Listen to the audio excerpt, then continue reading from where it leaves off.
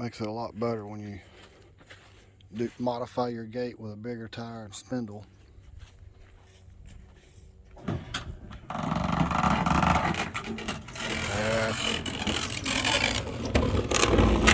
That's just dragging on that plastic.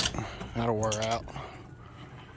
A little big, but or a little costly at first, but then the garage doors open really don't cost as much as one of them I think it's a bulldog or whatever them things called, openers. Put some bushes over there and hide it pretty good. 16-foot gate. Start grinding a little bit. Guess I need to trim it.